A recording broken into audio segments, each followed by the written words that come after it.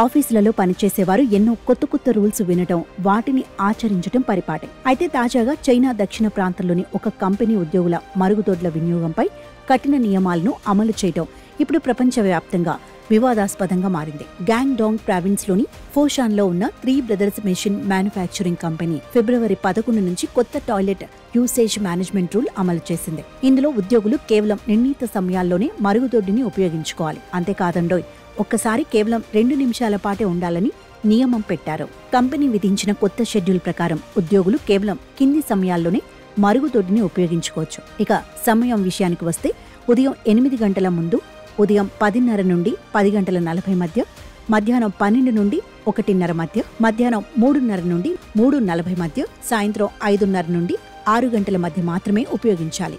అయితే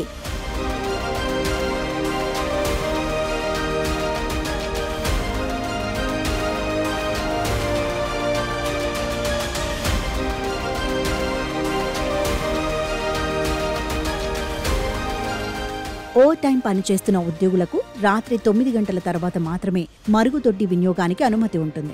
ఈ సమయాల వెలుపల అత్యవసర అవసరం అయితేనే టాయిలెట్ ఉపయోగించుకోవచ్చు.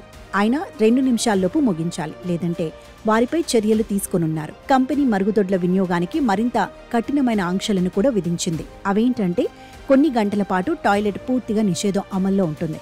ఇంకా ఏవైనా ఆరోగ్య కారణాల వల్ల మరుగుదొడ్డికి వెళ్లాల్సిన ఉద్యోగులు హెచ్ఆర్ అనుమతి తీసుకోవాలి. అలా వెళితే టాయిలెట్లో గడిపిన సమయానికి వేతనంలో కోత విధించనున్నారు. సీసీ కెమెరాల ద్వారా పర్యవేక్షణ జరిపి నిబంధనలు ఉల్లంఘించిన వారికి 100 యువాన్ జరిమానా విధించనున్నారు. ఈ విధానం ఇప్పటికే ప్రయోగాత్మకంగా అమల్లో ఉంది. మార్చి 1 నుండి పూర్తి స్థాయిలో అమలు కానుంది.